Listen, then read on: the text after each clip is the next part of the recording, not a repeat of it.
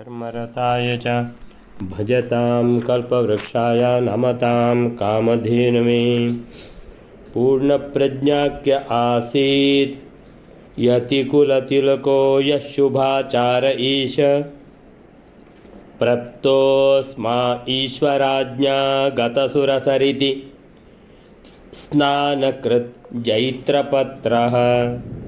दुष्पद्यच्चिच्यलोके प्रवचनचतुरः सत्पुराणेतिहासस्योक्तौ मेधाप्रदर्शी। दिशतु शुभदृशं मह्यमृज्वग्रणीः मह्यं ऋज्वग्रणीः। पूर्णप्रज्ञाख्य आसीತ್, ಪೂರ್ಣಪ್ರಜ್ಞರಾದರು. ವಾಸುದೇವ ಪೂರ್ಣಪ್ರಜ್ಞರಾದರು. ಯಾವುದು ಶ್ಲೋಕ ಅದು? ಪೂರ್ಣಪ್ರಜ್ಞರಾದರು 35. ಅಥವಾ ನಾನು ಪರದ್ ಏನು ಬೇತನೆ ಇದು ಬಿಡ್ತೆ ರೆಕಾರ್ಡಿಂಗ್ ಅವು ಎಕ್ಕಡೆ ಸೋಜೋತ್ನು. ಸೊ 30 ಯಾವಾಗ ಇದೀಗ ಸನ್ಯಾಸ ತಗೊಳ್ಳುವಂಥ ಶ್ಲೋಕಗಳು. ಸೊ ಪೂರ್ಣಪ್ರಜ್ಞರಾದರು. ಸೊ ಪೂರ್ಣಪ್ರಜ್ಞರಾದರು ಅನ್ನುವಂಥ ಯಾವ ಶ್ಲೋಕ ಇದು? ಇಲ್ಲಿದೆ 30 ಇತಿ ಬ್ರವಾಣೆ, ಅದು ಬೇರೆ. ಕ್ರಿಯಾಕಲಾಪಂ ಆಯಿತು. ಪೂರ್ಣಪ್ರಜ್ಞರು. ಅನಂತರಮಾರ್ಥ ಅನಂತ ಮಾತ್ರ ಅಂತ ಉದಾಹರಂತಿಯಂ ಅಂತೇಳಿದರೆ ಇದು ಸನ್ಯಾಸ ಕೊಡುವಂಥದ್ದು. ತ್ರಿಮಾತ್ರ ಪೂರ್ವಂ ಪ್ರಣವೋಚ್ಚ ಎಂಬುದಾಹ ಪ್ರಣವ ಉಪದೇಶ ಕೊಡುವಂಥದ್ದು. ಸೊ ತದ್ ಅಭವತ್ ಭಾವಿ ಚತುರ್ಮಾಕೃತಿ. ಮುಂದೆ ವಾಯುದೇವರು ಬ್ರಹ್ಮದೇವರಾಗುವಂಥದ್ದು. ಭಾವಿ ಚತುರ್ಮುಖಾಕೃತಿ ಜಪಾಧಿಕಾರಿ ಯತಿರಸ್ಯ ಸೂಚಿತ. ಈಗ ಜಪವನ್ನು ಹೇಳಿಕೊಳ್ತಾ ಇದ್ದಾರೆ ಅವರಿಗೆ, ಮಧ್ವಾಚಾರ್ಯರಿಗೆ ಅಂತ ಹೇಳಿದ್ರೆ. ಈಗ ಅವರಿಗೆ ಏನು ಹೆಸರು? ಸನ್ಯಾಸ ಕೊಟ್ಟ ಹೆಸರು ಯಾವುದು ಅಂತ ಹೇಳಿದ್ರೆ ಪೂರ್ಣಪ್ರಜ್ಞಾ ಅಂತ. ಗುಣಾನುರೂಪೋನ್ನತಿ 33ನೇ ಶ್ಲೋಕ. ಗುಣಾನುರೂಪೋನ್ನತಿ ಪೂರ್ಣಬೋಧ ಇತಿ ಅಮುಷ್ಯ ನಾಮ ದ್ವಿಜವೃಂದ ವಂದಿತಃ. ಉದಾಹರತ್ ಭೂರಿಯಶಾಹಿ ಕೇವಲಂ ನ ಮಂತ್ರವರ್ಣಃ ಸ ಚ ಮಂತ್ರವರ್ಣಕಃ. ಗುಣಾನುರೂಪೋ, ಹೇಗೆ ಆ ವಾಸುದೇವನ ಗುಣಗಳಿವೆಯೋ, ವಾಯುದೇವರ ಅವತಾರವಾದ ಈ ವಾಸುದೇವ ಹೇಗೆ ಗುಣ ಅದಕ್ಕೆ ಸರಿಯಾಗಿ ಅವರಿಗೆ ಹೆಸರಿಟ್ಟರು ಪೂರ್ಣಬೋಧ. ಸೊ ಏನಂತ ಹೇಳಿದರೆ ಸರ್ವಜ್ಞಾಚಾರ್ಯರು ಎಲ್ಲ ತಿಳ್ಕೊಂಡಿದ್ದಾರೆ. ಪೂರ್ಣಬೋಧ, ಪೂರ್ಣ ಪ್ರಮತಿ, ಅದೇ ಹೆಸರಿಟ್ರು ಅಂತೇಳಿದರೆ ಹೇಗೆ ಅವರು ಇದ್ದಾರೋ ಹಾಗೆ ಹೆಸರು ಕೂಡ.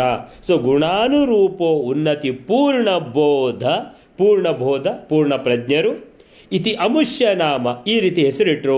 ದ್ವಿಜವೃಂದ ವಂದಿತಃ, ಎಲ್ಲ ದೇವತೆಗಳು ಏನು ಮಾಡಿದರು? ಪುಷ್ಪವೃಷ್ಟಿ ಹರಿಸಿದರು. ಸರಿಯಾಗಿದೆ ಹೆಸರು ಅಂತೇಳಿದರೆ ವಾಯುದೇವರು, ಇಲ್ಲಿ ದೇವಲೋಕದಲ್ಲಿ ವಾಯುದೇವರು, ಸರಸ್ವತಿ ದೇವಿ, ಭಾರತೀ ದೇವಿ, ಯಾರು ರುದ್ರದೇವರು ಎಲ್ಲರೂ ಹೋಗಿ ನಮಸ್ಕಾರ ಮಾಡ್ತಿದ್ದದ್ದು ಯಾರಿಗೆ? ಇದೇ ವಾಯುದೇವರಿಗೆ. ಆ ವಾಯುದೇವರು ಭೂಮಿಗೆ ಬಂದಿದ್ದಾರೆ. ಸೊ ಭೂಮಿಗೆ ಬಂದಾಗ ಏನು ಪೂರ್ಣಬೋಧರಂತ ಹೆಸರಿಟ್ಟರು. ಭಾಳ ಒಳ್ಳೆಯದಾಗಿ ಹೆಸರಿಟ್ಟಿದ್ದೀರಿ. ಗುಣಾನುರೂಪ ಅಂತೇಳಿ ದ್ವಿಜವೃಂದ ವೃಂದಿತಃ. ಇಲ್ಲಿಯ ಬ್ರಾಹ್ಮಣರು, ಆಮೇಲೆ ಮೇಲಿಂದ ದೇವಲೋಕದವರು ಕೂಡ ಏನು ಮಾಡಿದರು? ಬಹಳ ಖುಷಿಪಟ್ಟರು. ಉದಾಹರತ್ ಭೂರಿಯಶಾಹಿ ಕೇವಲಂ ನ ಮಂತ್ರವರ್ಣ. ಯಾವುದು? ಬಲಿತ ಸೂಕ್ತವೇ ಮೊದಲಾದ ಮಂತ್ರಗಳಲ್ಲಿ ಕೂಡ ಬಂದಿದೆ ಪೂರ್ಣ ಪ್ರಮತಿ, ದಶಪ್ರಮತಿ ಅಂತೇಳಿ. ಈಗ ಮಂತ್ರವರ್ಣಕಃ, ಈ ಮಂತ್ರೋಪದೇಶ ಪ್ರಣವೋಪದೇಶ ಮಾಡಿದ ಅಚ್ಯುತ ಪ್ರಜ್ಞರಿಗೂ ಕೂಡ ಏನಾಯಿತು? ಪೂರ್ಣ ಪ್ರಜ್ಞರಂತಲೇ ಹೆಸರಿಡಬೇಕು ಅಂತ. ಆ ರೀತಿಯಲ್ಲಿ ಅಂತೇಳಿದರೆ ಎಲ್ಲರ ಮನಸ್ಸು ಒಂದೇ ಲೆಕ್ಕ ಇದೆ. ನಿರಂಗರಾಗಂ 34ನೇ ಶ್ಲೋಕ. ನಿರಂಗರಾಗಂ ಏನು? ಗಂಧ ಹಚ್ಚಿಕೊಳ್ಳುವಂಥದ್ದು ಅಲ್ಲಿ ಏನಿಲ್ಲ. ಮುಖರಾಗ ವರ್ಜಿತಂ, ಯಾವುದೇ ಭೂಷಣ ವಿಭೂಷಣಂ ವಿಷ್ಟಭೂಷಣಾಯಿತಂ ಅಂತೇಳಿದರೆ ಏನು? ಆದರೆ ಯಾವುದೇ ಭೂಷಣ ಇಲ್ಲ, ಯಾವುದೇ ಒಂದು ಏನು ಕಿರೀಟ ಇಲ್ಲ. ಶ್ರೀಕೃಷ್ಣ ಭಗವಂತನಿಗೆ ಇದ್ದ ಹಾಗೆ ಭಗವಂತನಿಗೆ ಪೀತಾಂಬರ ಏನು, ಭಗವಂತನಿಗೆ ಕೌಸ್ತುಭ ಮಣಿ ಏನು ವನಮಾಲೆ ಏನು, ಇಲ್ಲಿ ಯಾವುದೂ ಭೂಷಣಗಳಿಲ್ಲ. ಯಾರಿಗೆ? ಪೂರ್ಣ ಪ್ರಜ್ಞರಿಗೆ. ವಿಭೂಷಣಂ ಮುಖರಾಗ ವರ್ಜಿತಂ, ಗಂಧ ಹಚ್ಚಿಕೊಳ್ಳಿಕ್ಕಿಲ್ಲ, ಏನಿಲ್ಲ. ಯಾವುದಂತೇಳಿದ್ರೆ ಸನ್ಯಾಸಿ ಅಂತೇಳಿದರೆ ಶುದ್ಧ ಸನ್ಯಾಸಿ. ಆದರೆ ವಿಷ್ಟಭೂಷಣಾಯಿತಂ, ಲೋಕಕ್ಕೆ ಇವರೇ ಭೂಷಣ. ಯಾರು ಇವರನ್ನು ನೋಡ್ತಾರೋ ನೋಡ್ತಾನೆ ಬಾಕಿ. ಏನು ಏನು ತೇಜಸ್ಸಿದು ಅಂತ. ಯಾವ ಭೂಷಣವೂ ಬೇಡ ಇವರಿಗೆ. ಅಮುಂ ಧೃತಾಷಾಢಂ ಅವೇಕ್ಷ್ಯ ಮೇನಿರೆ, ಹಿಡ್ಕೊಂಡದು ದಂಡ ಕೈಯಲ್ಲಿ. ಸ್ವಭಾವ ಶೋಭಾ ಅನುಮತೇತಿ ಜಂತವಃ, ಇವರ ಶೋಭೆಗೆ ಉಪಮೆಯೇ ಇಲ್ಲ. ಅನುಪಮೇತಿ ಜಂತವಃ ಅಂತ ಹೇಳಿದರೆ, ಈಗ ಇಲ್ಲಿ ಇರುವಂಥ ಜಂತುಗಳಂದರೆ ಮನುಷ್ಯರು, ಪ್ರಾಣಿಗಳು, ಇವುಗಳಲ್ಲಿ ಎಲ್ಲಿಯೂ ಕೂಡ ಈ ವಾಸುದೇವ, ಈ ಪೂರ್ಣ ಪ್ರಜ್ಞರಿಗೆ, ಪೂರ್ಣಬೋಧರಿಗೆ ಉಪಮೇನೇ ಇಲ್ಲ. ಅನುಪಮ ಇತಿ ಜಂತವಃ. ಸ್ವಭಾವ ಶೋಭ, ಅವರ ಸ್ವಭಾವ, ಅವರ ತೇಜಸ್ಸು, ಅವರ 32 ಲಕ್ಷಣದ ಶರೀರ, ಇದಕ್ಕೆ ಉಪಮೆಯೇ ಇಲ್ಲ. ಅಂತಹ ಒಂದು ಏನು ಆಕೃತಿ ಪೂರ್ಣ ಪ್ರಜ್ಞರದ್ದು. 35ನೇ ಶ್ಲೋಕ. ಭುಜಂಗ ಭೂತೇಶ ವಿಹಂಗ ಪಾದಿಕೈಹಿ. ಭುಜಂಗ ಅಂತ ಹೇಳಿದರೆ ಶೇಷದೇವರು ಹೋಗಿ ನಮಸ್ಕಾರ ಮಾಡ್ತಾರೆ. ಭೂತೇಶ ಅಂದರೆ ಭೂತಗಳ ಒಡೆಯ ರುದ್ರದೇವರು ಹೋಗಿ ನಮಸ್ಕಾರ ಮಾಡ್ತಾರೆ.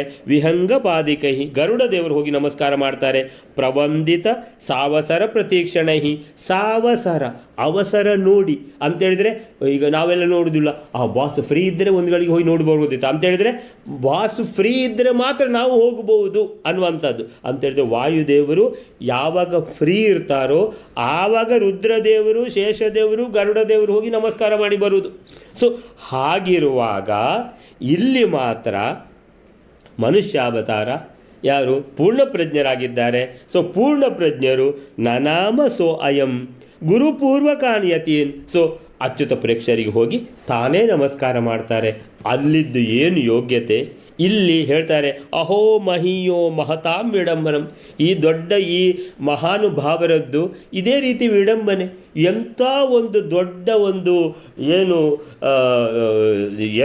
ಇದು ಸಾಮರ್ಥ್ಯ ಇರುವಂತಹ ವಾಯುದೇವರು ಇಲ್ಲಿ ತಾನೇ ಹೋಗಿ ನಮಸ್ಕಾರ ಮಾಡ್ತಾರೆ ಅಚ್ಯುತ ಪ್ರೇಕ್ಷರಿಗೆ. ಎಂಥ ವಿಡಂಬನೆ ಅಂತಾರೆ ಈ 35ನೇ ಶ್ಲೋಕದಲ್ಲಿ. 36ನೇ ಶ್ಲೋಕದಲ್ಲಿ ಹೇಳ್ತಾರೆ, ವರಾಶ್ರಮಾಚಾರ ವಿಶೇಷ ಶಿಕ್ಷಣಂ.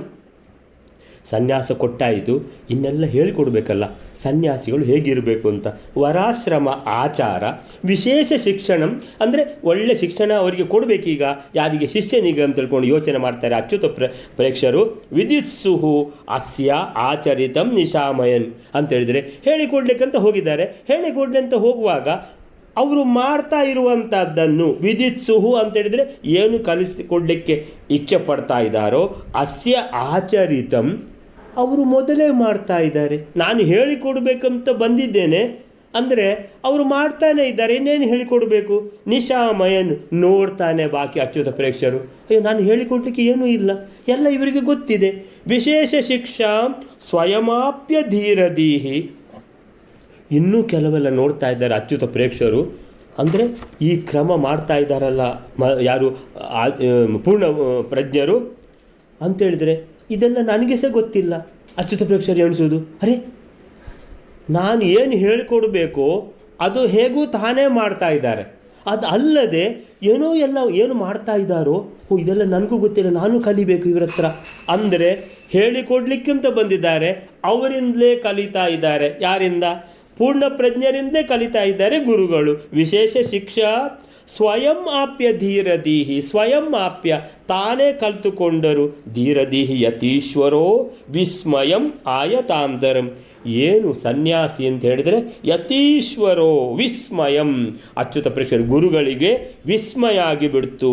ಆಯತಾಂತರಂ ಮನಸ್ಸಿನ ಒಳಗೆ ಅಂತ ಹೇಳಿದರೆ ಇವರಿಗೆ ಏನು ಹೇಳಿಕೊಡ್ಲಿಕ್ಕೆ ಇಲ್ವಾ? ಹಾಗಾದರೆ ಎಲ್ಲವೂ ಗೊತ್ತಿದೆಯಾ ಇವರಿಗೆ ಅಂತ ತಿಳ್ಕೊಂಡಿದ್ದಾರೆ. 36ನೇ ಶ್ಲೋಕ ಆಯಿತು.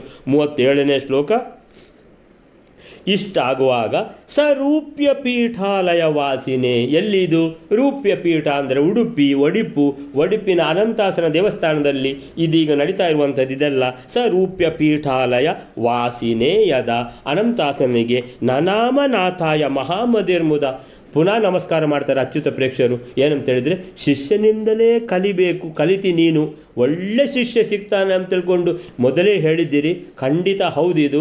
ಏನಂತ ಹೇಳಿದರೆ ನಾನು ಹೇಳಿಕೊಡ್ಲಿಕ್ಕಂತ ಹೋಗಿದ್ದೇನೆ, ಏನು ನಾನೇ ಕಲಿತು ಬಂದಿದ್ದೇನೆ ಅವರ ಹತ್ರ. ಬಹಳ ಇಂತಹ ಒಂದು ಶಿಷ್ಯ ಎಣಿಸಲಿಕ್ಕೆ ಸಾಧ್ಯ ಇಲ್ಲ ಅಂತ ಹೇಳ್ಕೊಂಡು ನಾಮನಾಥಾಯ ಅನಂತಾಸನ ದೇವರಿಗೆ ನಾಮ ನಮಸ್ಕಾರ ಮಾಡಿದ್ದಾರೆ ಮಹಾಮತಿರ್ಮುದ ಅಚ್ಯುತ ಪ್ರೇಕ್ಷರು. ಆಗ ತದಾ ಅಮುನ ಅಗ್ರಾಹಿ ನರಪ್ರವೇಶನ ಅನಂತಾಸನ ದೇವರು ಒಬ್ಬ ಮನುಷ್ಯನ ಮೇಲೆ ಪುನಃ ಆವೇಶ ಆಗಿದ್ದಾರೆ.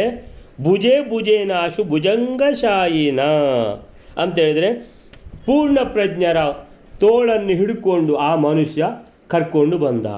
ಯಾರ ಹತ್ರ? ಅಚ್ಯುತ ಪ್ರೇಕ್ಷರ ಹತ್ರ. ಭುಜೇ ಭುಜೇನಾಶು ಪೂರ್ಣ ಪ್ರಜ್ಞರ ತೋಳಿನಲ್ಲಿ ಭುಜೇನ ಆಶು ಕೂಡಲೇ ಭುಜಂಗಶಾಯಿನ. ಭುಜಂಗಶಾಯಿ ಅಂತೇಳಿದ್ರೇನು? ಶೇಷನ ಆದಿಶೇಷನ ಮೇಲೆ ಮಲಗಿದವರು. ಯಾರು? ಅನಂತಾಸನ ಅಂತೇಳಿದರೆ ಆ ರೂಪ್ಯ ಪೀಠದ ಒಡುಪಿನ ಆ ಮೇಲಿಂದ ಕೂತಿರುವಂಥ ದೇವರು ಮಹಾವಿಷ್ಣುವಿನ ಅವತಾರ. ಸೊ ಆ ಅನಂತಾಸನ ದೇವರು ಒಬ್ಬನ ಮೇಲೆ ಒಬ್ಬ ಮನುಷ್ಯನ ಮೇಲೆ ಆವೇಶ ಆಗಿಬಿಟ್ಟು ಆ ಮನುಷ್ಯ ಸೀದಾ ಹೋಗಿ ಎಲ್ಲಿ ಪೂರ್ಣ ಪ್ರಜ್ಞರಿದ್ದಾರೋ ಅವ್ರ ಹತ್ರ ಬನ್ನಿ, ನನ್ನ ಜೊತೆಗೆ ಬನ್ನಿ ಅಂತ ಕರ್ಕೊಂಡು ಬಂದರು. ಕರ್ಕೊಂಡು ಬಂದದ್ದು ಎಲ್ಲಿಗೆ? ಸೀದಾ ಅಚ್ಯುತ ಪ್ರೇಕ್ಷರ ಹತ್ರನೇ. ಅಚ್ಯುತ ಪ್ರೇಕ್ಷರ ಹತ್ರ ಬಂದು ಅಂತೇಳಿದ್ರೆ ಈಗ ಮಾತಾಡೋದು ಯಾರು? ಆ ಮನುಷ್ಯನಲ್ಲಿ ಆವೇಶ ಆಗಿರುವಂಥ ಅನಂತಾಸನ ದೇವರು ಮಾತಾಡೋದು. ಚಿರಾತ್ಸುತತ್ವಂ 38ನೇ ಶ್ಲೋಕ.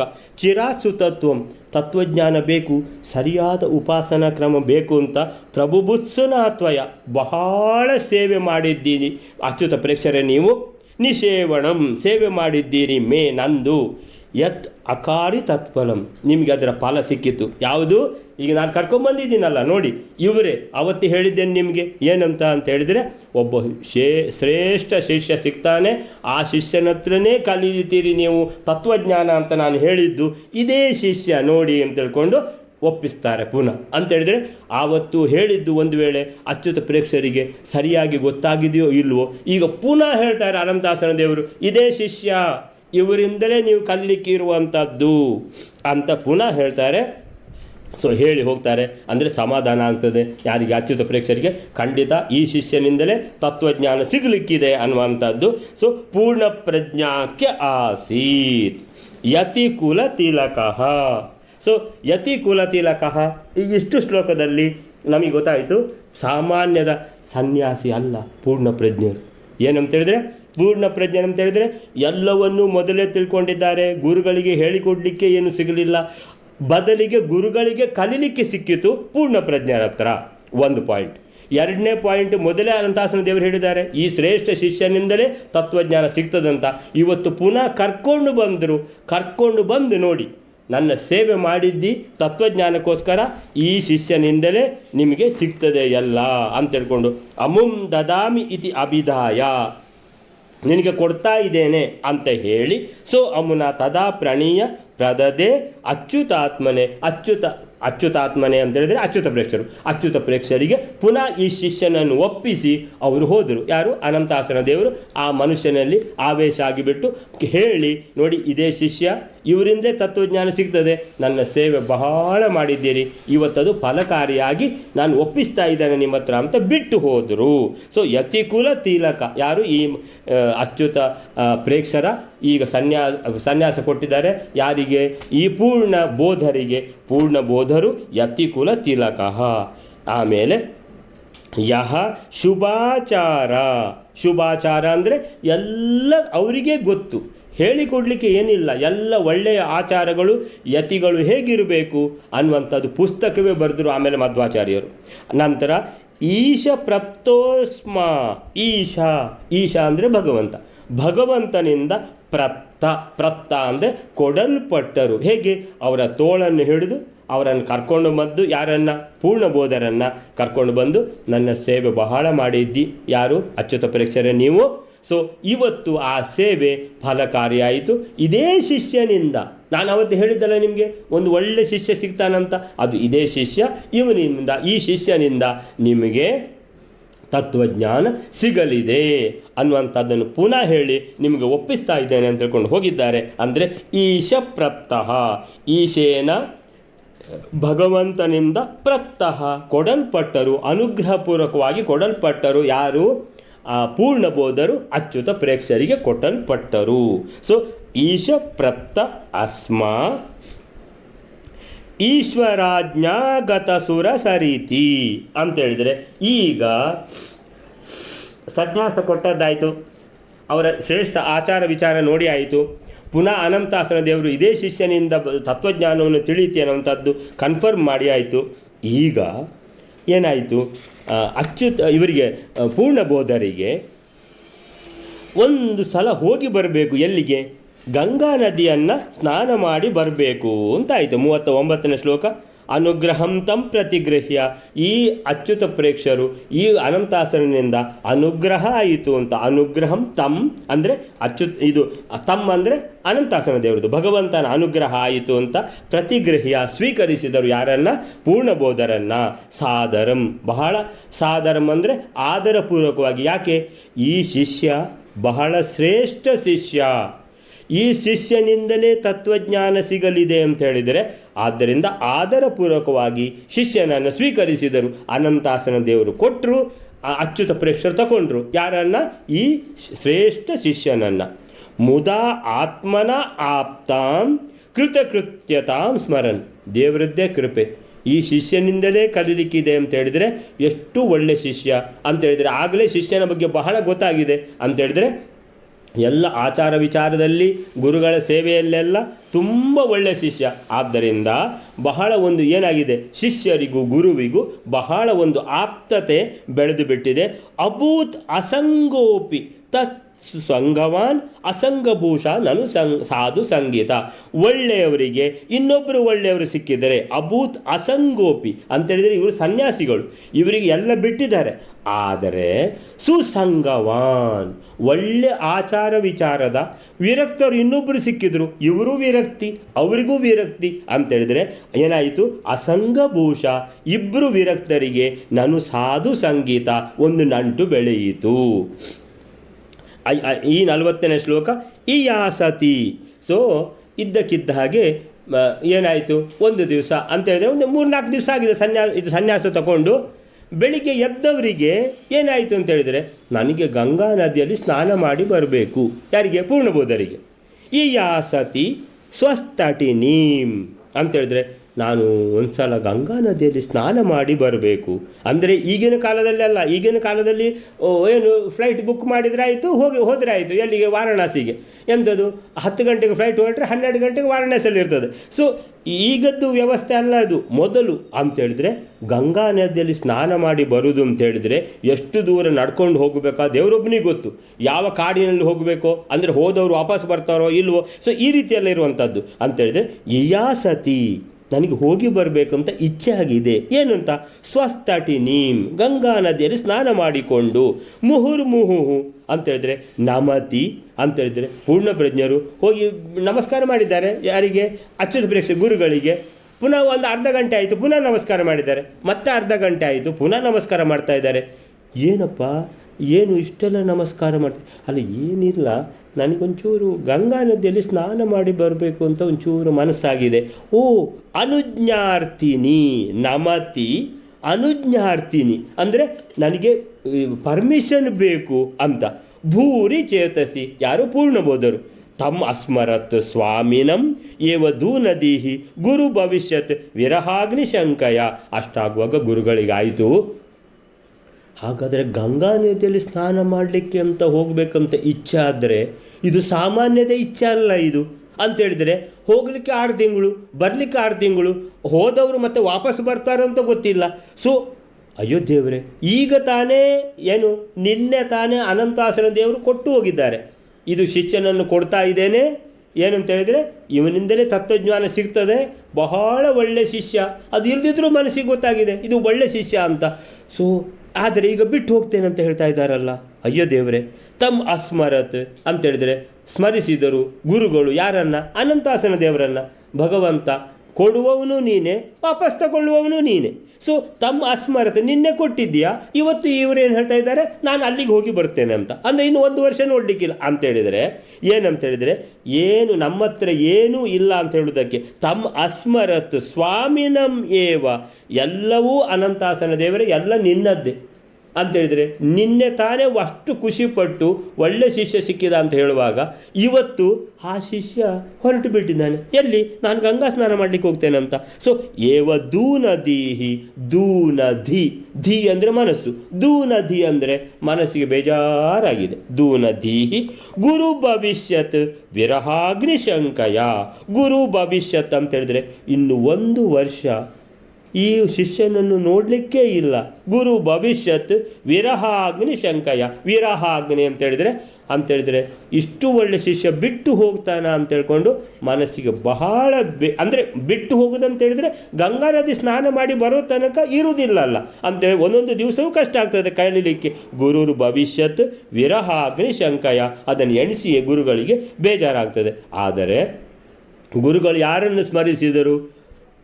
ಅನಂತಾಸನ ದೇವರನ್ನು ಸ್ಮರಿಸಿದರು. ಸೊ ದೇವರನ್ನು ಸ್ಮರಿಸಿದ ಕೂಡಲೇ ಅಂತೇಳಿದರೆ ಒಳ್ಳೆ ಗುರುಗಳು ಅಂತೇಳಿದರೆ ಅಷ್ಟು ಒಳ್ಳೆ ಗುರುಗಳು ಪೂರ್ವಜನ್ಮದಲ್ಲಿ ಭಾರತೀ ದೇವಿ ಹತ್ರ ಇವರಿಗೆ ಬಡಿಸಿದ್ದಾರೆ. ಸೊ ಹಾಗಿರುವಾಗ ಇಂಥ ದೇವರು ಭಗವಂತನನ್ನು ಪ್ರಾರ್ಥನೆ ಮಾಡಿದರೆ ಭಗವಂತನಿಗೆ ಕೇಳದಿರ್ತದ? ಇತಸ್ತೃತೀಯೇ ದಿವಸೇ ದ್ಯುನಿಮ್ನಗ ತ್ವದರ್ಥಂ ಅಸ್ಮಾಕ ತಟಕಂ ಆವ್ರಜೇತ್. ತಟಾಕಂ ಆವ್ರಜೇತ್ ಅಥೋ ನಾಯಾಯ ಅಥೋ ತ್ವಂ ನಾಯಾಯ. ಅರೆ ಯಾಕೆ ಅಲ್ಲಿಗೆ ಹೋಗಬೇಕು? ಇತಿತಂ ತದಾ ಅವದತ್ ಪ್ರವಿಶ್ಯ ಕಂಚಿತ್ ಕರುಣಾಕರೋ ಹರಿಹಿ. ಸೊ ಅಚ್ಯುತ ಪ್ರೇಕ್ಷರು ಏನು ಮನಸ್ಸಿನಲ್ಲಿ ಬಹಳ ಧ್ಯಾನ ಮಾಡಿದರು. ಯಾರನ್ನು? ಅನಂತಾಸನ ದೇವರನ್ನು. ಏನು ದೇವರೇ ನಿನ್ನೆ ಕೊಟ್ಟಿದ್ದೀಯಾ, ಇವತ್ತು ತಗೊಂಡೋಗಿಬಿಟ್ಟು ಏನಿದು ಅಂತ ಹೇಳುವಾಗ ದೇವರು ಪುನಃ ಇನ್ನೊಬ್ಬನ ಮನುಷ್ಯನಲ್ಲಿ ಪ್ರವೇಶ ಮಾಡಿದರು. ಪ್ರವಿಶ್ಯ ಕಂಚಿತ್ ಕರುಣಾಕರೋ ಹರಿಹಿ. ಕರುಣಾಕರನಾದ ಈ ಹರಿ ಯಾರು? ಅನಂತಾಸನ ದೇವರು ಇನ್ನೊಬ್ಬ ಮನುಷ್ಯನನ್ನು ಪ್ರವೇಶ ಮಾಡಿ ಎಲ್ಲಿ? ಅನಂತಾಸನ ದೇವಸ್ಥಾನದಲ್ಲಿ. ಆ ಮನುಷ್ಯ ಓಡಿಕೊಂಡು ಬರ್ತಾ ಇದ್ದಾನೆ. ಏನು ಬಂದು ಹೇಳ್ತಾನೆ, ಏನು ಗಡಗಡ ನಡುತ್ತಾ ಇದ್ದಾನೆ. ಯಾಕಂತೇಳಿ ದೇವ್ರ ಮೈ ಮೇಲೆ ಬಂದಾಗ ಸಾಮಾನ್ಯ ಇರುವುದಿಲ್ಲಲ್ಲ. ಸೊ ಬಂದು ನಾಯಾಯ ಹೋಗುದು ಬೇಡ. ಅಯ್ಯೋ ಹೋಗುದು ಬೇಡ ಅಂದರೆ ಏನುವುದು? ಇತಿತಂ ತದಾ ಅವದತ್ ಹೇಳ್ತಾ ಇದ್ದಾನೆ ಹೋಗುದು ಬೇಡ. ಯಾಕೆ? ಇತಸ್ತೃತೀಯೇ ದಿವಸೆ, ಇನ್ನು 3ನೇ ದಿನ. ಇವತ್ತು ಯಾವ ವಾರ? ಸೋಮವಾರ, ಮಂಗಳವಾರ, ಬುಧವಾರ, 3ನೇ ದಿನ. ಇತಿಸ್ತೃತೀಯೇ ದಿವಸೇ ದ್ಯುನಿಮ್ನಗ. ಬುಧವಾರ ದಿವಸ ದ್ಯುನಿಮ್ನಗ ಅಂದರೆ ಯಾರು? ಗಂಗೆ. ಗಂಗೆಯೇ ತ್ವದರ್ಥಂ ನಿಮಗೋಸ್ಕರ ಅಸ್ಮಾಕಂ ತಟಾಕಂ ಮಧ್ವ ಸರೋವರ. ಸೊ ನಮ್ಮ ತಟಾಕ. ಸೊ ಇಲ್ಲಿ ಏನು ಸರೋವರ ಇದೆಯೋ ಅದರಲ್ಲಿ ಆವ್ರಜೇತ್ ಗಂಗೆನೇ ಬರ್ತಾಳೆ. ಆದ್ದರಿಂದ ನೀವು ಗಂಗಾ ನದಿಯ ಸ್ನಾನ ಮಾಡಲಿಕ್ಕೆ ಅಲ್ಲಿ ಹೋಗುವುದು ಬೇಡ. ಯಾಕಂದರೆ ನೀವು ವಾಯುದೇವರು. ಗಂಗೆ ನೀವು ಹೇಳಿದಾಗೆ ಕೇಳುವವಳು. ನೀವು ಬಹಳ ಮೇಲಿದ್ದೀರಿ. ಭಗವಂತ ಲಕ್ಷ್ಮೀದೇವಿ ಆದಮೇಲೆ ಬ್ರಹ್ಮದೇವರ ಒಟ್ಟಿಗೆ ಕೂತ್ಕೊಳ್ಳುವವರು ನೀವು ವಾಯುದೇವರು. ಆದ್ದರಿಂದ ನೀವು ಗಂಗೆಯನ್ನು ಹುಡುಕಿಕೊಂಡು ಹೋಗೋದಲ್ಲ, ಗಂಗೆ ನಿಮ್ಮನ್ನು ಹುಡುಕಿಕೊಂಡು ಬರ್ತಾಳೆ ಅಂತ ಹೇಳಿದರು. ನೀವು ಹೋಗೋದು ಬೇಡ. ನೋಡಿ ಈಗ ಏನಾಯಿತು? ನಿನ್ನೆ ತಾನೇ ಬಹಳ ಸಂತೋಷದಲ್ಲಿದ್ದರು ಅಚ್ಯುತ ಪ್ರೇಕ್ಷರು. ಬೆಳಿಗ್ಗೆ ಬಾಂಬ್ ಹಾಕಿದಾಗಾಯಿತು. ಯಾಕಂದರೆ ನಾನು ಗಂಗಾ ನದಿ ಸ್ನಾನ ಮಾಡಿಕೊಂಡು ಬರಬೇಕು ಅಂತ ಹೇಳ್ಕೊಂಡು ಶಿಷ್ಯ ಹೇಳುವಾಗ ಮಧ್ಯಾಹ್ನಕ್ಕಾಗುವಾಗ ಚೇಂಜ್ ಆಗಿ ಆಯಿತು. ಏನು ಚೇಂಜ್ ಆಯಿತು? ಆ ಗಂಗೆನೇ ಇಲ್ಲಿಗೆ ಬರ್ತಾಳೆ ಅಂತ ಯಾರು? ಅನಂತಾಸನ ಒಬ್ಬ ಮನುಷ್ಯನಲ್ಲಿ ಪ್ರವೇಶ ಮಾಡಿ ಅದನ್ನು ಹೇಳಿಸಿ ಆಯಿತು. ಹೋಗುವ ಅವಶ್ಯಕತೆ ಇಲ್ಲ ಅಂತ. ನೋಡಿ ನಮ್ಮ ಈಗ ಅಚ್ಯುತ ಪ್ರೇಕ್ಷರಂಥ ಅತ್ಯಂತ ವಿರಕ್ತ ಗುರುಗಳಿಗೆ ಈ ಥರ ಆಯಿತು ಅಂತೇಳಿದರೆ ಅವರಿಗೂ ಅನ್ನಿಸ್ಬೋದು ಮನಸ್ಸಿನಲ್ಲಿ. ಹಾಗಾದರೆ ನನ್ನ ಹತ್ರ ಏನಿದೆ? ಏನೂ ಇಲ್ಲ. ಯಾವುದು? ಈ ಒಂದು ನಿಮಿಷದಲ್ಲಿ ಸಿಕ್ಕಿತು, ಇನ್ನೊಂದು ನಿಮಿಷದಲ್ಲಿ ಹೋಯಿತು, ಇನ್ನೊಂದು ನಿಮಿಷದಲ್ಲಿ ಹೋಗಲಿಲ್ಲ, ಉಂಟು. ಅಂದರೆ ಎಷ್ಟು ಅಂತ ಹೇಳಿದರೆ ಎಲ್ಲವೂ ಭಗವಂತನಿಗೆ ಮಾತ್ರ ಗೊತ್ತಿರೋದು, ನಮಗೆ ಏನೂ ಗೊತ್ತಿಲ್ಲ ಅನ್ನೋದಕ್ಕೆ ಇದು ದೃಷ್ಟಾಂತ. 42ನೇ ಶ್ಲೋಕ. ತದಾಜ್ಞೆಯೋ ಅಂತೇಳಿದರೆ ಭಗವಂತನ ಆಜ್ಞೆ ಪ್ರಕಾರ ಉಪಾಗತ ಜಾಹ್ನವೀತಲೆ. ಆ ಗಂಗಾ ನದಿ ಬಂದಳು. ಜನು ಅತ್ರ ಸಸ್ನೌ, ಅವಳು ಬಂದಳು. ಆ ಮಧ್ವ ಸರೋವರದಲ್ಲಿ ನೀರು ಉಕ್ಕಿತು ಕೂಡಲೇ ಗಂಗೆ ಬಂದಳು ಅಂತ ತಿಳ್ಕೊಂಡು ಎಲ್ಲರೂ ಯಾರ ಹತ್ರ? ಪೂರ್ಣಬೋಧರ ಜತೆಗೆ, ಪೂರ್ಣ ಬುದ್ಧಿನ ಸಹ ಅವರ ಜತೆಗೆ ಸಸ್ನೌ ಎಲ್ಲರೂ ಸ್ನಾನ ಮಾಡಿದರು. ತತಃಪರಂ ಆ ದಿವಸದ ನಂತರ 12 ವತ್ಸರಾಂತರೆ ಪ್ರತಿ 12 ವರ್ಷಕ್ಕೊಮ್ಮೆ ಸದಾ ಆವ್ರಜೇತ್ ಬರ್ತಾ ಇದ್ದಾಳೆ ಗಂಗೆ. 12 ವರ್ಷಕ್ಕೊಮ್ಮೆ ನೀರು ಉಕ್ಕುತ್ತದೆ. ತದಾ ಅನುಗ್ರಹಾಂಕಿನಿ ಅಂತೇಳಿದರೆ ಈ ಮಧ್ವರಿಗೆ ಅಂತೇಳಿದರೆ ಈ ಪೂರ್ಣಬೋಧರಿಗೆ ಮಾಡಿದ ಅನುಗ್ರಹದ ಆ ಚಿಹ್ನೆಯಾಗಿ ಪ್ರತಿ 12 ವರ್ಷಕ್ಕೊಮ್ಮೆ ಗಂಗೆ ಬರ್ತಾ ಇದ್ದಾಳೆ. ಸೊ ಅಲ್ಲಿಗೇನಾಯಿತು? ಅದು ಮುಗೀತು ಅಂತೇಳಿದ್ರೆ ಈಶ್ವರಾಜ್ಞಾ ಗತ ಸುರರೀತಿ ಸ್ನಾನಕೃತ್ ಅಂತೇಳಿದರೆ 2ನೇ ಲೈನ್ ನೋಡಿ. ಈಶ ಪ್ರತ್ತೋಸ್ಮ, ಈಶನಿಂದ ಅನಂತಾಸನ ದೇವರಿಂದ ಕೊಡಲ್ಪಟ್ಟರು ಯಾರು? ಪೂರ್ಣಬೋಧರು ಅಚ್ಯುತ ಪ್ರೇಕ್ಷರಿಗೆ. ಮುಂದೆ ಈಶ್ವರಾಜ್ಞಾ ಭಗವಂತನ ಆಜ್ಞೆಯ ಪ್ರಕಾರ ಗತ ಸುರಸರೀತಿ, ಸುರಸರಿತ, ಸುರ ಅಂದರೆ ದೇವತೆಗಳ ಸರಿತ ಅಂದರೆ ನದಿ. ಸೊ ದೇವನದಿ ಅಂದರೆ ಯಾವುದು? ಗಂಗೆ. ಸೊ ಸುರ ಸರೀತಿ ಗತ ಅಂದರೆ ಅವಳೇ ಬಂದಳು. ಸ್ನಾನಕೃತ್ ಅವಳು ಬಂದಾಗ ಮಧ್ವಸರದಲ್ಲಿ ನೀರು ಉಕ್ಕಿದಾಗ ಮಧ್ವರ ಜೊತೆಗೆ ಅಂದರೆ ಪೂರ್ಣಬೋಧರ ಜೊತೆಗೆ ಎಲ್ಲರೂ ಸ್ನಾನ ಮಾಡಿದರು. ಸ್ನಾನ ಮಾಡಿದರು. ಆಮೇಲಿಂದ ಜೈತ್ರಪತ್ರ. ಏನಿದು ಜೈತ್ರಪತ್ರ ಅಂತ ಹೇಳಿದರೆ ಅಂದರೆ ಸನ್ಯಾಸ ಕೊಟ್ಟಿದ್ದಾರೆ. ಈ ಸನ್ಯಾಸ ಕೊಟ್ಟು ಯಾರು ಕೊಟ್ಟಿದ್ದು? ಅಚ್ಯುತ ಪ್ರೇಕ್ಷರು ಅವರ ಮಿತ್ರರಿದ್ದಾರೆ. ಆ ಮಿತ್ರರು ಯಾರನ್ನು ಕರ್ಕೊಂಬಂದಿದ್ದಾರೆ? ಗುರು ಸ್ವಶಿಷ್ಯಂ ಚತುರಂ ಚಿಕೀರ್ಷತಃ. ತನ್ನ ಶಿಷ್ಯ ತುಂಬ ಚತುರ ಆಗಬೇಕು ಅಂತ. ಎಷ್ಟನೇ ಶ್ಲೋಕ? 44ನೇ ಶ್ಲೋಕ. ಪ್ರಚೋದನಾತ್ ಶ್ರೋತುಂ ಇಹ ಉಪಚಕ್ರಮೆ ಅಂತೇಳಿದರೆ ಆ ಶಿಷ್ಯರನ್ನು ಪ್ರಚೋದನಾತ್ ಶ್ರೋತುಂ ಅತೇಷ್ಟ ಸಿದ್ಧಿ ಚಲಜಾತಿ ವಾರಿದಿಹಿ ನಿರಾದರೇಣಾಪಿ ಮಹಾತ್ಮನಾಮುನ. ಯಾವುದು ಆವಾಗ ಇದ್ದದ್ದೇ ಯಾವುದು? ಇಷ್ಟಸಿದ್ಧಿ ಮೊದಲಾದ ಮಾಯಾವಾದದ ಪುಸ್ತಕಗಳು, ಗ್ರಂಥಗಳನ್ನೇ ಎಲ್ಲ ಸ್ಟಡಿ ಮಾಡ್ತಾ ಇದ್ದದ್ದು. ಆ ಮಧ್ವಾಚಾರ್ಯರದ್ದು ಗ್ರಂಥಗಳು ಬಂದದ್ದು ಆಮೇಲಿಂದ. ಸೊ ಈ ಗ್ರಂಥಗಳನ್ನೇ ಸ್ಟಡಿ ಮಾಡ್ತಾ ಇದ್ದರು. ಇದನ್ನು ಸ್ಟಡಿ ಮಾಡ್ತಾ ಇರುವಾಗ ಏನಾಯಿತು? ಮೊದಲನೇ ಪದ್ಯದಲ್ಲಿ ತದಾದ್ಯ ಪದ್ಯಸ್ಥಂ ಅವಧ್ಯ ಮಂಡಲ 32 ದೋಷಗಳನ್ನು ಕಂಡು ಹುಡುಕಿ ಹೇಳ್ತಾರೆ ಮಧ್ವರು ಅಂತೇಳಿದರೆ ಪೂರ್ಣಬೋಧರು. ಆವಾಗ ಗುರುಗಳು ಹೇಳ್ತಾರೆ ಆಮೇಲೆ ಇದು ಸರಿಯಾಗಿದೆ ಅಂತ. ಸೊ ಶಿಷ್ಯ ಕೇಳ್ತಾರೆ ಆಮೇಲೆ ಸರಿಯಾದದ್ದು ಎಲ್ಲಿ ಸರಿಯಾಗಿದೆ ಅದನ್ನು ಈಗಲೇ ಹೇಳಿ ಅಂತ. ಸೊ ಗುರು ಶಿಷ್ಯರಿಗೆ ಇದಾಗ್ತಾ ಇದೆ. ಸೊ ಅಲ್ಲಿಂದ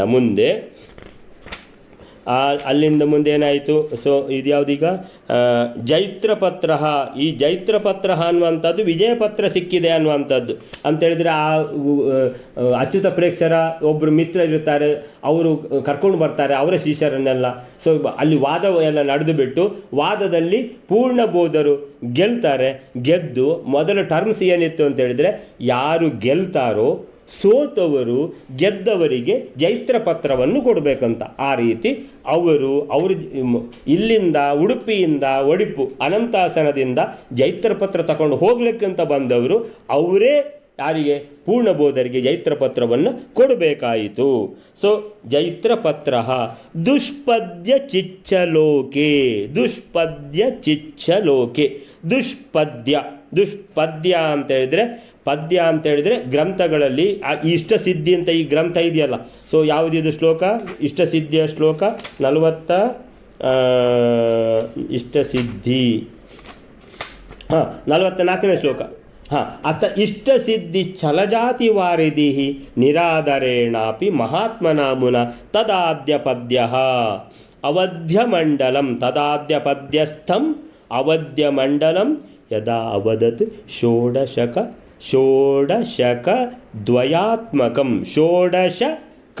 ದ್ವಯಾತ್ಮಕಂ 12 ದ್ವಯ ಡಬಲ್ ಅಂದರೆ 16. ಷೋಡಶ ಅಂದರೆ 16 ಡಬಲ್ ಅಂದರೆ 32 ಇದರಲ್ಲಿ ಏನು ದೋಷಗಳನ್ನು ಕಂಡುಹಿಡಿದ್ದಾರೆ ಪೂರ್ಣಬೋಧರು ಈ ಯಾವುದರಲ್ಲಿ ಇಷ್ಟಸಿದ್ಧಿ ಅನ್ನುವಂಥ ಮಾಯಾವಾದದ ಗ್ರಂಥದಲ್ಲಿ.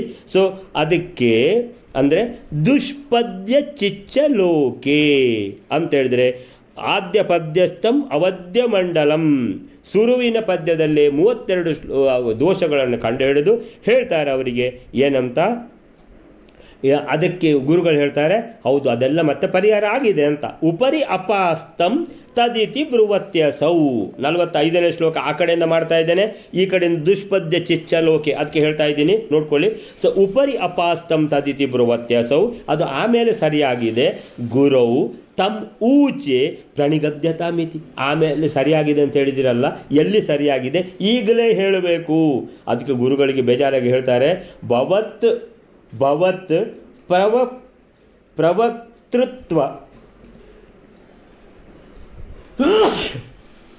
ಭವತ್ ಪ್ರವಕ್ತೃತ್ವ ಅಂತ ಹೇಳಿದರೆ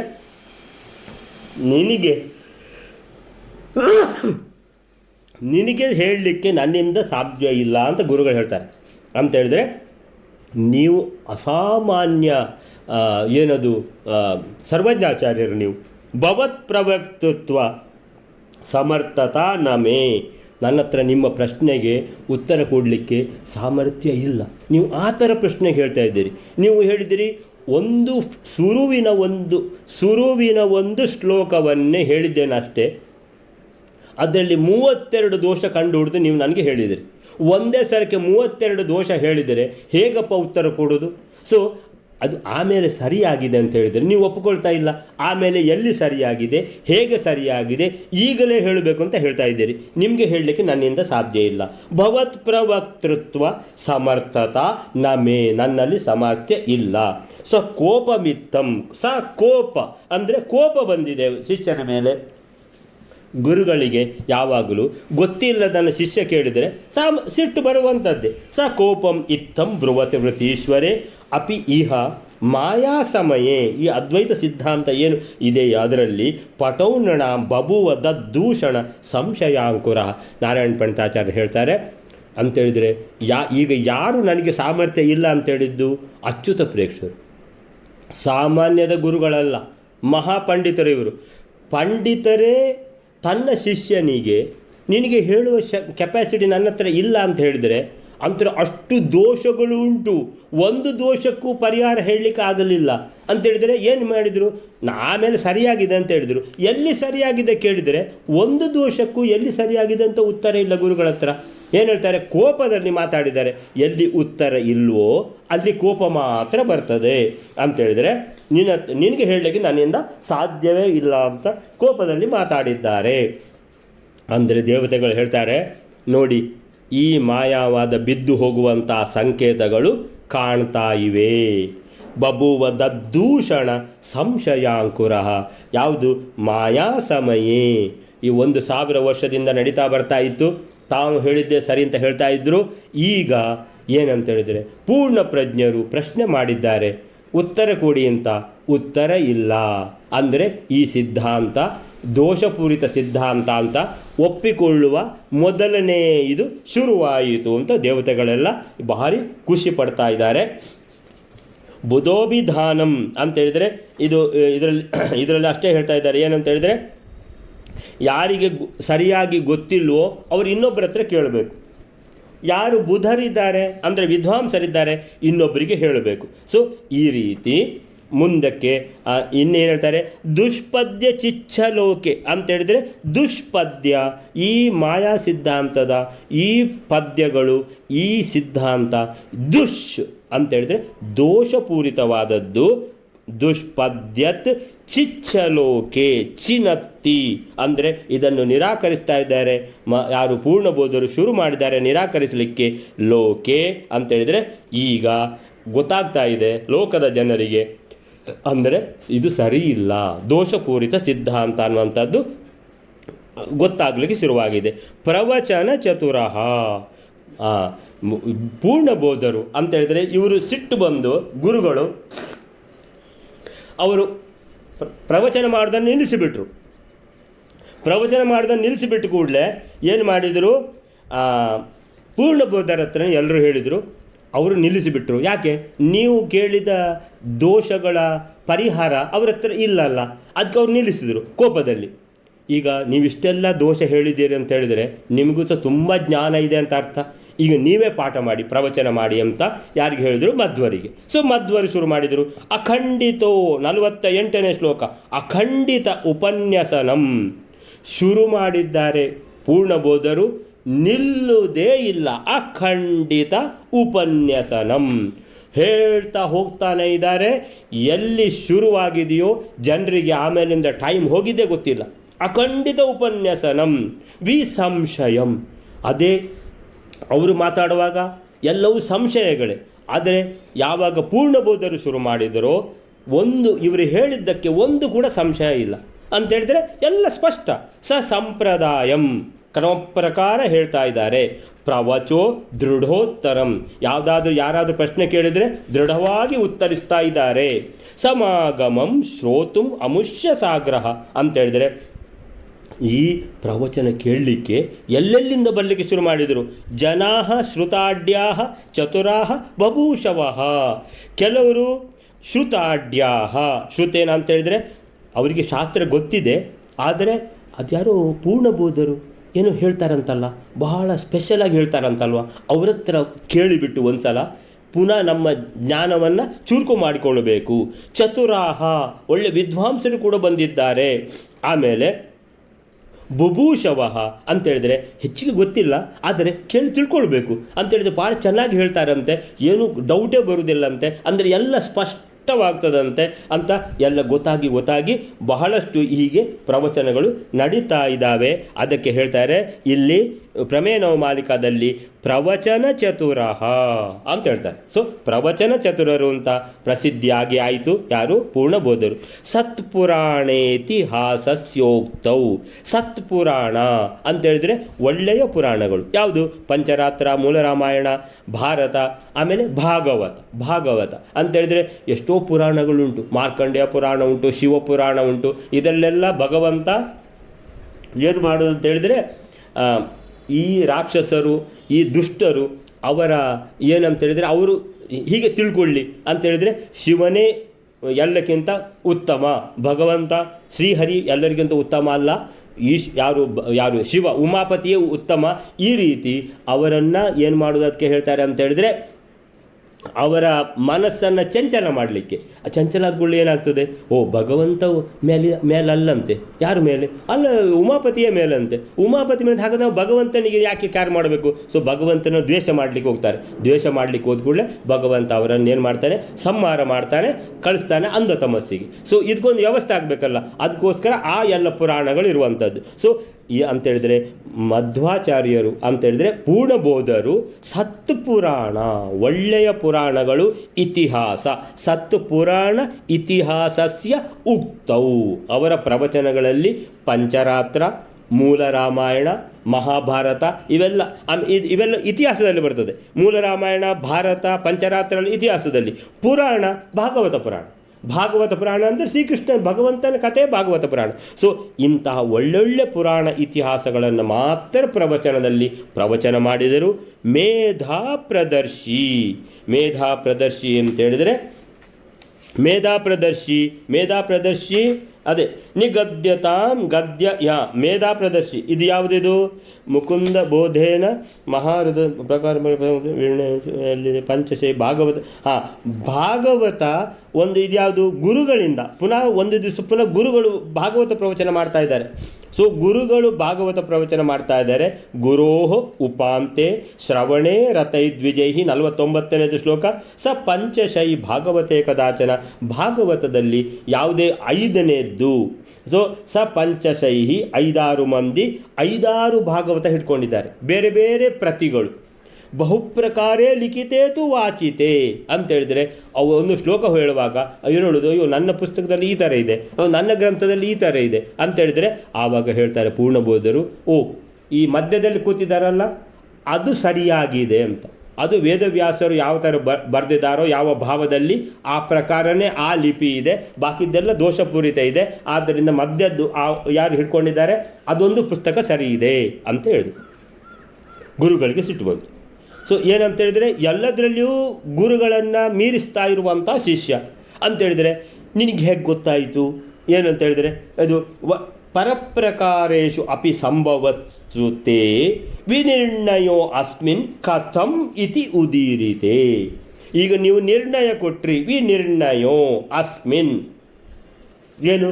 ಈ ಮಧ್ಯದಲ್ಲಿರುವಂಥ ಪುಸ್ತಕ ಸರಿ ಇದೆ, ಬಾಕಿದ್ದು ಯಾವುದೂ ಸರಿ ಇಲ್ಲ ಅಂತ ನಿರ್ಣಯ ಕೊಟ್ರಲ್ವಾ? ಕಥಂ ಇತಿ ಉದೀರಿತೆ, ಹೇಗೆ ಗೊತ್ತಾಯಿತು ಅಂತ.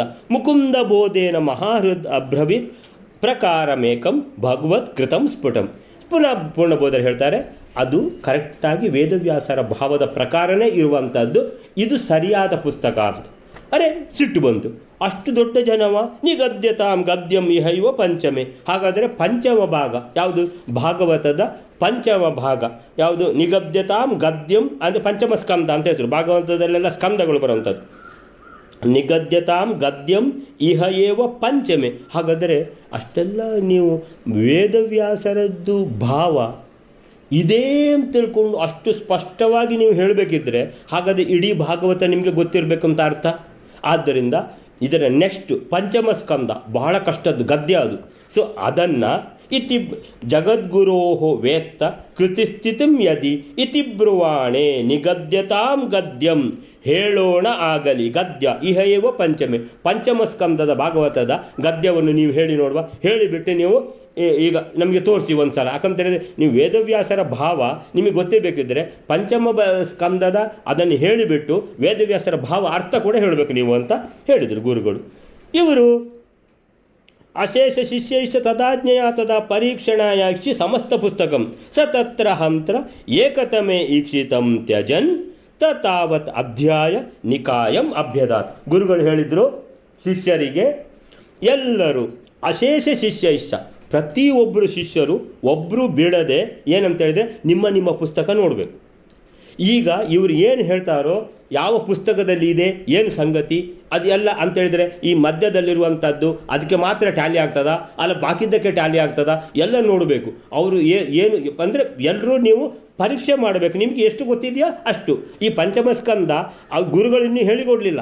ಸೊ ಆದರೆ ಇವರಿಗೆ ಹೇಳಲಿಕ್ಕೆ ಹೇಳಿದ್ದಾರೆ, ಶಿಷ್ಯರಿಗೆ ಹೇಳಿದ್ದಾರೆ, ನಿಮಗೆ ಎಷ್ಟು ಗೊತ್ತಿದೆಯೋ ಅಷ್ಟು ನೀವು ಪರೀಕ್ಷೆ ಮಾಡಿ ಅಂತ ಅವರು ಹೇಳುವುದನ್ನು. ಇವರು ಸ ತತ್ರ ಹಂತ ಏಕತಮೇ ಈಕ್ಷಿತಂ ತ್ಯಜನ್ ತಾವತ್ ಅಧ್ಯಾಯ ನಿಕಾಯಂ ಅಭ್ಯಧಾತ್. ಹೇಳ್ತಾರೆ ಪಂಚಮಸ್ಕಂದದ್ದು ಪೂರ್ತಿ ಗದ್ಯ ಪಟ್ ಪಟ್ ಪಟ್ ಪಟ್ ಅಂತ ತಿಳ್ಕೊಂಡು ಯಾರು ಪೂರ್ಣಬೋಧರು ಮಂತ್ರ ಹೇಳ್ತಾರೆ ಅಥವಾ ಆ ಶ್ಲೋಕ ಹೇಳ್ತಾರೆ, ಅರ್ಥ ಹೇಳ್ತಾರೆ, ಶ್ಲೋಕ ಹೇಳ್ತಾರೆ, ಅರ್ಥ ಹೇಳ್ತಾರೆ, ಶ್ಲೋಕ ಹೇಳ್ತಾರೆ, ಅರ್ಥ ಹೇಳ್ತಾರೆ ನೋಡಿ ಮಧ್ಯದಲ್ಲಿ ಕೂತ ಒಂದು ನಿಮ್ಮ ಪುಸ್ತಕದಲ್ಲಿ ನಾನು ಹೇಳುವಂಥದ್ದು ಟ್ಯಾಲಿ ಆಗ್ತಾ ಇದೆ ಅಂತ ಹೇಳ್ತಾ ಇದ್ದಾರೆ. ಸರಿಯಾಗಿದೆ, ಆ ಪುಸ್ತಕದಲ್ಲಿ ಮಾತ್ರ ಅದು ಅವ್ರು ಹೇಳುವಂಥದ್ದು ಟ್ಯಾಲಿ ಆಗ್ತಾ ಉಂಟು, ಬಾಕಿ ಯಾವ ಪುಸ್ತಕದಲ್ಲಿ ಟ್ಯಾಲಿ ಆಗ್ತಾ ಇಲ್ಲ. ಇವರು ಎಲ್ಲ ಗದ್ಯ ಹೇಳಿ ಮುಗಿಸಿಬಿಟ್ಟಿದ್ದಾರೆ, ಅದರ ಅರ್ಥವನ್ನು ಹೇಳಿ ಮುಗಿಸಿಬಿಟ್ಟಿದ್ದಾರೆ, ಎಲ್ರಿಗೂ ಸಾಮಾನ್ಯವಾಗಿ ಅರ್ಥ ಆಗಿ ಹೋಯಿತು ಅಂತೇಳಿದರೆ ಗುರುಗಳು ಯೋಚನೆ ಮಾಡ್ತಾ ಇದ್ದಾರೆ. ಗುರುಗಳಿಗೆ ಆಶ್ಚರ್ಯವೇ ಆಶ್ಚರ್ಯ. ಯಾರು ಇವರು? ಸನ್ಯಾಸ ಕೊಟ್ಟ ಗುರುಗಳು ಯಾರು? ಅಚ್ಯುತ ಪ್ರೇಕ್ಷರು. ಅತ್ರ ಜನ್ಮನಿ ಯತ್ ಪಠಿತಂತೆ, ಅತ್ರ ಜನ್ಮನಿ ನಾ ಯತ್ ಪಠಿತಂತೆ. ಈ ಜನ್ಮದಲ್ಲಿ ನೀವು ಅದನ್ನು ಓದಲಿಲ್ಲ, ನಾನು ಹೇಳಿಕೊಡಲಿಲ್ಲ, ಇನ್ನೂ ಸಹ ಬೇರೆ ಎಲ್ಲೂ ಸಹ ನೀವು ಅದನ್ನು ಓದಲಿಲ್ಲ. ಭಾಗವತ ಜೈತ್ರ ಭಾತಿ ಕಥಂ ಇತಿ ಅಮುನಾ ಉಕ್ತೆ, ಹೇಗೆ ಹೇಳಿದಿರಿ? ಅದಕ್ಕೆ ಪೂರ್ಣಪ್ರಜ್ಞ ಹೇಳ್ತಾರೆ, ಯೋಚನೆ ಮಾಡಬೇಡಿ. ಪೂರ್ವಜನ್ಮಸು ಹಿ ವೇದ ಪುರೇದಂ ಸರ್ವಂ ಇತಿ ಅಮಿತ ಬುದ್ಧಿ ಉವಾಚ.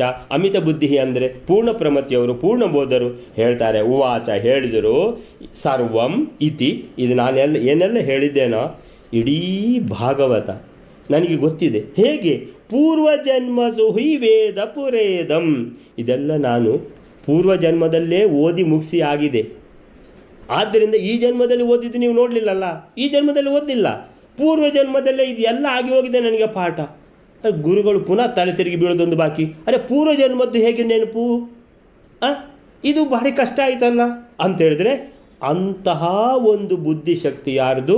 ಪೂರ್ಣಬೋಧರದ್ದು. ಅದಕ್ಕೆ ಹೇಳ್ತಾ ಇದ್ದಾರೆ, ಅಂದರೆ ಪೂರ್ಣಬೋಧರು ಅಂದರೆ ಸರ್ವಜ್ಞರು, ಎಲ್ಲ ತಿಳಿದವರು ಅಂತೇಳಿದರೆ ಆ ಹೆಸರು ಹೇಗಿದೆಯೋ ಅನ್ವರ್ಥನಾಮ, ಅವರು ಹೇಗಿದ್ದಾರೋ ಹಾಗೆಯೇ ಹೆಸರಿದೆ ಅಂತ ಹೇಳುವಂಥದ್ದು. ಈ ರೀತಿ ಸತ್ಪುರಾಣ ಇತಿಹಾಸಸ್ಯೋಕ್ತೌ ಮೇಧಾ ಪ್ರದರ್ಶಿ, ಮೇಧಾ ಹೇಗೆ ಪ್ರದರ್ಶನ ಮಾಡಿದರು?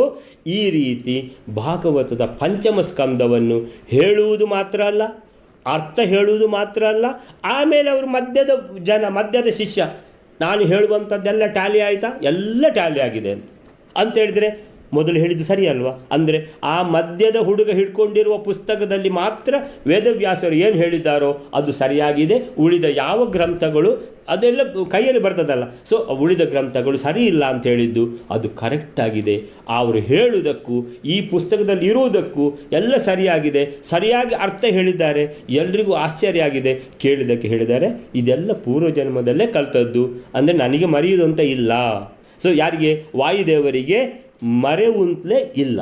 ಅವರ ಜ್ಞಾನ ಅನ್ನುವಂಥದ್ದು ಅದು ಪ್ರಳಯ ಆಗುವಾಗಲೂ ಕೂಡ ಅದು ಅವರಿಗೆ ಮರೆಯುವುದಿಲ್ಲಂತೆ, ಅದು ಹೋಗುವುದೇ ಇಲ್ಲ ಜ್ಞಾನ ಅವರದ್ದು. ಆ ರೀತಿಯಲ್ಲಿ ಸೊ ಮೇಧಾ ಪ್ರದರ್ಶಿ ದಿಶತು ಶುಭದೃಶಂ ಮಹ್ಯಂ ಮಹ್ಯಂ ರುಜು ಅಗ್ರಣಿ. ಆಮೇಲೆ ನಾರಾಯಣ ಪಂಡಿತಾಚಾರ್ಯ ಹೇಳ್ತಾರೆ, ಇಂತಹ ಸರ್ವಜ್ಞಾಚಾರ್ಯರಾದ ಈ ವಾಯುದೇವರ ಅವತಾರವಾದ ಈ ಮಧ್ವಾಚಾರ್ಯರು, ಈ ಪೂರ್ಣಬೋಧರು ದಿಶತು ಶುಭದೃಶಂ, ನನಗೆ ಶುಭದೃಶಂ ಒಳ್ಳೆಯ ಜ್ಞಾನ, ಒಳ್ಳೆಯ ಕಣ್ಣು, ಒಳ್ಳೆಯ ದೃಷ್ಟಿ, ಒಳ್ಳೆಯ ಯೋಚನೆಗಳು ದಿಶತು ಕೊಡಲಿ. ದಿಶತು ಶುಭದೃಶಂ ಮಹ್ಯಂ ನನಗೆ, ಮಹ್ಯಂ ದಿಶತು ಶುಭದೃಶಂ. ಈ ಪೂರ್ಣಬೋಧರು, ಈ ವಾಯುದೇವರು, ಈ ಮಧ್ವಾಚಾರ್ಯರು ಮಹ್ಯಂ ನನಗೆ ದಿಶತು ಕೊಡಲಿ ಶುಭದೃಶಂ ಎಲ್ಲ ಒಳ್ಳೆಯದು ಅಂತ ಹೇಳಿದ್ರೆ ಒಳ್ಳೆ ಜ್ಞಾನ, ಒಳ್ಳೆ ತಿಳುವಳಿಕೆ, ಒಳ್ಳೆಯದೇ ಕೇಳುವುದು, ಒಳ್ಳೆಯದೇ ಎಲ್ಲವೂ ಒಳ್ಳೆಯದು ಮಾತ್ರ ಕಾಣಲಿ, ಬೇರೆ ಯಾವುದೂ ಕಾಣೋದು ಬೇಡ. ಒಳ್ಳೆ ಜ್ಞಾನ ಸಿಗಲಿ, ಒಳ್ಳೆ ತಿಳುವಳಿಕೆ ಸಿಗಲಿ, ಒಳ್ಳೆ ಯೋಚನೆಗಳು ಬರಲಿ ಅಂತ ಹೇಳ್ಕೊಂಡು ಕೇಳ್ತಾ ಇದ್ದಾರೆ. ನಾರಾಯಣ ಪಂಡಿತಾಚಾರ್ಯರು ಪ್ರಾರ್ಥನೆ ಮಾಡ್ತಾ ಇದ್ದಾರೆ ದೇವರ ಹತ್ರ, ಎಲ್ಲ ಒಳ್ಳೆಯದೇ ಕೊಡಿ ಅಂತ. ಮಹ್ಯಂ ದಿಶತು ಶುಭದೃಶಂ ರುಜು ಅಗ್ರಣೀಹಿ ಅಂತೇಳಿದ್ರೆ ಬ್ರಹ್ಮದೇವರ ಪಟ್ಟಕ್ಕೆ ಹೋಗುವಂಥವರು ಯಾರು? ವಾಯುದೇವರು. ಬ್ರಹ್ಮದೇವರ ಪಟ್ಟಕ್ಕೆ ಹೋಗುವವರಿಗೆ ಹೆಸರು ರುಜು ಅಂತ, ರುಜುಗಳು ಅಂತ. ಸೊ ಈ ರುಜುಗಳಲ್ಲಿ ರುಜು ಅಗ್ರಣಿ ಅಂತ ಹೇಳಿದ್ರೆ 100 ರುಜುಗಳಿದ್ದಾರೆ. ಈ 100 ರುಜುಗಳಲ್ಲಿ ಮೊದಲು ಫಸ್ಟ್ ಇರುವವರು ವಾಯುದೇವರು. ಆದ್ದರಿಂದ ಈ ಬ್ರಹ್ಮದೇವರದ್ದು 100 ವರ್ಷ ಮುಗಿದು ಕೂಡಲೇ ಪದವಿ ವಾಯುದೇವರು ಹೋಗಿ ಅಲ್ಲಿ ಕೂತ್ಕೊಳ್ತಾರೆ ಅಂತೇಳಿದರೆ ರುಜು ಅಗ್ರಣಿ ಅಂತೇಳಿದರೆ ವಾಯುದೇವರು ಅಂದರೆ 100 ರುಜುಗಳಲ್ಲಿ ಮೊದಲನೇ ಸ್ಥಾನದಲ್ಲಿರುವಂತಹ ರುಜು ಅಗ್ರಣಿಯಾದ ವಾಯುದೇವರು ಈ ಮಧ್ವಾಚಾರ್ಯರ ಪೂರ್ಣಬೋಧರ ರೂಪದಲ್ಲಿ ಈಗ ಇವರ ಎಲ್ಲ ಕಥೆಯನ್ನು ಹೇಳಿದ್ದೇವೆ ನಾವೀಗ. ಪೂರ್ಣ ಪ್ರಜ್ಞಾ ಕ್ಯಾಸ್ ಇದೆಲ್ಲ ಕಥೆ ಹೇಳಿದ ಇಂತಹ ಮಹಾನುಭಾವರಾದ ಈ ಮಧ್ವಾಚಾರ್ಯರು, ಈ ಪೂರ್ಣಬೋಧರು ಮಹ್ಯಂ ನನಗೆ ದಿಶತು ಶುಭದೃಶಂ ಎಲ್ಲ ಒಳ್ಳೆಯದೇ ನನಗೆ ಅಂತೇಳಿದರೆ ಭದ್ರಂಕರ್ಣೆ ವಿಷ್ಣುಯಾಮ ದೇವ ನನ್ನ ಕಿವಿಯಲ್ಲಿ ಎಲ್ಲ ಒಳ್ಳೆಯದೇ ಕೇಳಲಿ, ಭದ್ರಂ ಪಶ್ಯೆ ಎಲ್ಲ ಒಳ್ಳೆಯದೇನಿದೆ ಅದನ್ನು ಮಾತ್ರ ನೋಡಲಿ ಅಂತ ಆ ಮಂತ್ರ ಹೇಳುವುದಿಲ್ವ?